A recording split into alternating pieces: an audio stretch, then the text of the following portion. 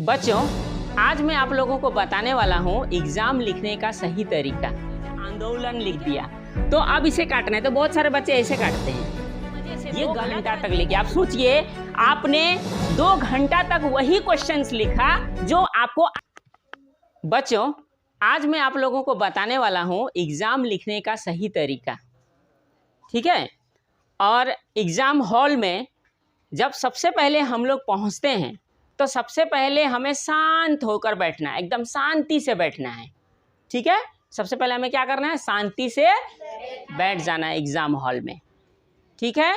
और जैसे ही हमें सबसे पहले क्या मिलता है एग्ज़ाम हॉल में, क्वेश्चन पेपर मिलता है। 15 मिनट पहले ही जो है, एग्ज़ाम शुरू होने से पहले ही जो है, 15 मिनट पहले ही जो है हमें क्वेश्चन पेपर मिलता है। तो हमें क्या करना है, सबसे पहले क्वेश्चन पेपर को अच्छे प्रकार से देखना है, अच्छे प्रकार से देखना है। और क्वेश्चन पेपर को क्या करना है कि जो क्वेश्चंस हमारा आ रहा है उसे एक एक करके टिक करना है, एक एक करके टिक करना है। और ऐसा नहीं है कि क्वेश्चन पेपर में नहीं आने वाला क्वेश्चन भी होगा, जो तुम नहीं जानते हो वो क्वेश्चन सब भी होगा। तो नहीं जानने वाले क्वेश्चन पर उतना ज़्यादा ध्यान हमें नहीं देना है। उस समय जो हमें आता है उसी को हमें पहले टिक करना है। लिखना तो नहीं है, शुरुआती समय है 15 मिनट का, तो उस समय तो हमें लिखना नहीं है, हमें जस्ट टिक करना है कि क्या हमें आता है, ठीक है। जब हमारे पास 15 मिनट के अंदर में हमें क्या क्या एग्जाम में लिखना है वो हम लोग टिक कर लेते हैं, तो आप लोगों को क्या होगा कि एक परफेक्ट आपको आंसर लिखने के लिए आपको मिल गया। मेरा कौन कौन सा क्वेश्चन है जिसका उत्तर मुझे देना है, ठीक है। उसके बाद जैसे ही 15 मिनट बीतेगा आपको आंसर शीट मिलेगा। क्या मिलेगा? आंसर शीट मिलेगा, ठीक है। अब आंसर शीट में हम लोग बच्चे सब क्या करते हैं कि कभी कभी हड़बड़ा जाते हैं, ठीक है। हड़बड़ाना हमें नहीं है। क्या करना है, अपना नाम, रोल नंबर, सेक्शन, ठीक है, क्लास अच्छे प्रकार से लिखना है, ठीक है। साथ ही क्लास 10th और 12 के बच्चे, क्लास 10th और 12 के बच्चे, 10th और 12 के बच्चे जो कि अपना एडमिट कार्ड लेकर गए होंगे, अपना रजिस्ट्रेशन कार्ड लेकर गए होंगे, तो वो क्या करेंगे, अपना रोल नंबर और रजिस्ट्रेशन नंबर को अच्छे प्रकार से लिखेंगे, ठीक है। और अगर किसी प्रकार का कंफ्यूजन आ रहा है, कोई चीज़ नहीं समझ में आ रहा है आंसर शीट में शुरुआती समय में, तो हमें क्या करना है कि जो एग्जामिनर हैं, जो सर सब क्लास में आए हैं एग्ज़ाम लेने के लिए, हम लोग उनसे पूछ लेंगे अपने डाउट के बारे में, अपने डाउट के बारे में पूछ लेंगे, ठीक है। यहाँ तक सबको समझ में आ गया? सबको समझ में आ गया ना? Very good. अब आगे जब हमें क्वेश्चन पेपर क्वेश्चन पेपर तो मिल चुका है, आंसर शीट भी हमें मिल चुका। अब आंसर शीट में बच्चे क्या करते हैं, जो है कोई क्या करते हैं, ये हमारा आंसर शीट हुआ, तो आंसर शीट में यहाँ पर अपना नाम, रोल नंबर लिखने के बाद इस तरह से लाइन हमें खींचना होता है, इस तरह से लाइन हमें खींचना होता है, ठीक है। इस तरह से लाइन हमें खींच कर जो है अपना क्वेश्चन आंसर लिखना स्टार्ट करना पड़ता है, ठीक है। तो इस तरह से हम लोग लाइन खींच कर, ऐसा नहीं कि हम लोग चारों तरफ खींचेंगे, इधर भी इधर भी इधर भी, ऐसा नहीं, सिर्फ एक साइड।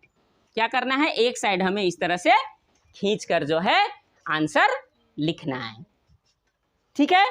अब इसके बाद जब हमारा पहला क्वेश्चन हम अटेम्प्ट कर रहे हैं, पहला क्वेश्चन हम लोग लिखने जा रहे हैं, तो हमें हमेशा याद रखना पड़ेगा कि क्वेश्चन का नंबर, जैसे मान लीजिए क्वेश्चन नंबर 1 का ए नंबर है ना, क्वेश्चन नंबर 1 का ए नंबर का आंसर इस तरह से है ना, इस तरह से हमें लिखना पड़ेगा, है कि नहीं।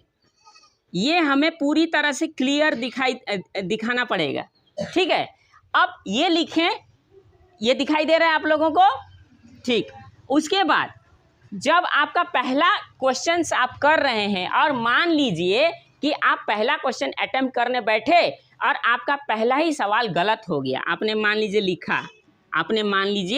लिखा, अब लिखते लिखते आपका सवाल गलत हो गया, तो आपको क्या करना है, आपको इस तरह नहीं काटना है, इस तरह से बहुत बच्चे काट देते हैं, ये गलत तरीका है, ये गलत तरीका है। ऐसे आप काट दोगे तो जो है एग्जामिनर क्या सोचेगा, एग्जामिनर को लगेगा ये बच्चा कैसा है ना, क्योंकि कहा गया है first impression is the last impression. अगर आपका पहला ही पन्ना में ऐसा काटा हुआ होगा तो अच्छा होगा, बोलिए। तो अगर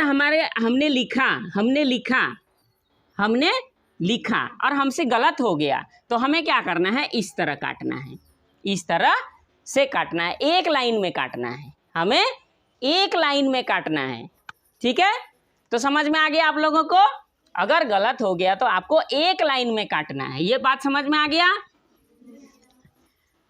अब कभी कभी बच्चे क्या करते हैं, अब मान लीजिए कोई वर्ड लिखे, मान लीजिए आंदोलन लिखे, मान लीजिए ये गलत हो गया, मान लीजिए आंदोलन लिख दिया, तो अब इसे काटना है। तो बहुत सारे बच्चे ऐसे काटते हैं, ये गलत तरीका है काटने का। अगर आपका आंदोलन गलत हो गया है तो आपको कैसे काटना है, ऐसे काटना है, एक लाइन में।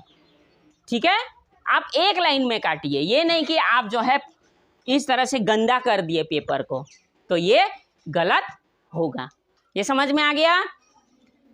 अब आगे आप जब क्वेश्चन आंसर बना रहे हैं तो आपको किसी क्वेश्चंस में क्या करना है कि बहुत सारा कोटेशन आया है ना, जो कि एकदम महत्वपूर्ण बात है, गुरुत्वपूर्ण बात है, तो उसके लिए आपको इस तरह से डबल इन्वर्टेड कोमा से स्टार्ट करना है और उसको जो है डबल इन्वर्टेड कोमा से ख़त्म भी करना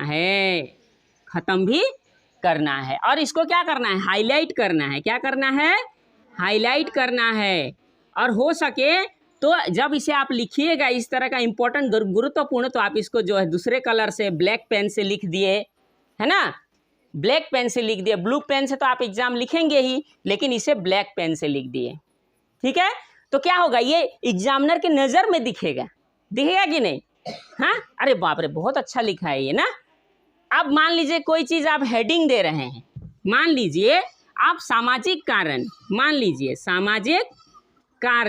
आप सामाजिक कारण के बारे में बताने वाले हैं, तो आप क्या करिएगा, इसको इस तरह से अंडरलाइन करिएगा और इसको जहाँ तक कोशिश करिएगा हाईलाइट करने के लिए। क्या करिएगा, इसको भी हाईलाइट करिएगा। क्या करिएगा, हाईलाइट करिएगा, यानी दूसरे कलर में लिखिएगा, या तो इस तरह से बॉक्स बना दीजिएगा, तो क्या होगा कि ये एग्जामिनर के नज़र में आएगा। इस तरह से क्या होगा कि एग्जामिनर आपका पेपर बहुत ही अच्छा से चेक करेगा, बहुत अच्छे प्रकार से आपको देखेगा, आपका पेपर को देखेगा, और नंबर भी तो आपको अच्छा देगा कि आपने मेहनत किया है। क्या किया है, मेहनत किया है। ये समझ में आ गया? अब जब ये हमारा हो जाएगा इस तरह से, जब हम लोग लिखेंगे तो आपको पता ही है कि मैंने शुरू में क्या कहा कि आप पहले ही टिक कर लेंगे आपको क्या क्या लिखना है। और जब आप पहले ही टिक कर लिए क्या क्या लिखना है, तो आप सोचिए कि आपको जो है 2 घंटा, लगभग 2 घंटा, 3 घंटा का समय होता है एग्जाम जो है, आप 3 घंटा का लिखते हैं, लेकिन 2 घंटा लगभग आपको उन सारे सवालों को करने में समय बीत जाएगा जो सारे सवाल जो हैं आप जानते हैं, है ना। तो आपको 2 घंटा तो समय लग जाएगा, लगेगा कि नहीं? जो भी क्वेश्चंस आपने याद किया है, जो आपने टिक किया है, उसको आप बड़े मज़े से 2 घंटा तक लिखे। आप सोचिए, आपने 2 घंटा तक वही क्वेश्चंस लिखा जो आपको आता था, तो एग्जामिनर देखेगा, अरे बाप रे बहुत अच्छा, पहला पेज देखा बहुत अच्छा, सारा राइट, दूसरा पेज देखा सारा राइट, तीसरा पेज देखा सारा राइट, है ना, चौथा पेज देखा, इस तरह से सारा राइट। अब सोचिए कि अगर आपका क्वेश्चन पेपर, आपने जो आंसर शीट लिखा है और वो हर पेज में राइट आपने बनाया, सारा शीट सही बनाया, तो एग्जामिनर क्या सोचेगा? एग्जामिनर देखेगा ये स्टूडेंट तो बहुत अच्छा है, बहुत अच्छा पढ़ने में है। तो मैंने शुरू में क्या था, first impression is the last impression, है ना। आपने अगर इंप्रेशन अच्छा बनाया है एग्जामिनर के समक्ष में कि आप एक अच्छे स्टूडेंट हैं, आपने मेहनत किया है, आपने दिखाया, उस चीज़ को दिखाया कि नहीं, तो एग्जामिनर भी सोचेगा कि नहीं ये एक अच्छा स्टूडेंट है। तो जब आपको मार्क्स देने का समय आएगा तो वो आपको भी क्या करेगा कि मार्क्स भी बहुत बेहतरीन तरीके से देगा, अच्छे प्रकार से देगा। और सोचिए, शुरू में ही आप गलत गलत गलत गलत गलत गलत बना के रखेंगे तो आपको मार्क्स मिलेगा? अच्छा नहीं मिलेगा, और वो इम्प्रेशन भी खराब हो जाएगा, अरे ये तो कमज़ोर स्टूडेंट है, खराब स्टूडेंट है। ठीक है, इस चीज़ को हमें याद रखना है। जब हमारा ये सारा कंप्लीट हो जाएगा, जब हमारा 3 घंटा जो है, फिर हमारा जो है एग्ज़ाम लिख कर जो हमारा 3 घंटा कंप्लीट हो जाएगा, है ना। और उस समय फिर हमें क्या करना है, अपने जो पेपर हम लिए होंगे, है ना, उन पेपर को हम लोगों को फिर से लास्ट समय में फिर से चेक करना होगा। फिर से क्या करना पड़ेगा, चेक करना पड़ेगा कि हमने नंबरिंग सही प्रकार से लगाया है कि नहीं, है ना, हमने सारा क्वेश्चन का उत्तर जो है बढ़िया प्रकार से हमने सजाया है कि नहीं, लिखा है कि नहीं, कुछ छूटा तो नहीं, है ना। और कभी कभी हम लोग जो है पेपर कंप्लीट कर लेते हैं तो सेकेंड टाइम हम लोग और पेपर लेते हैं ना, तो उस पेपर को अटैच करना पड़ता है ना, बांधना पड़ता है ना।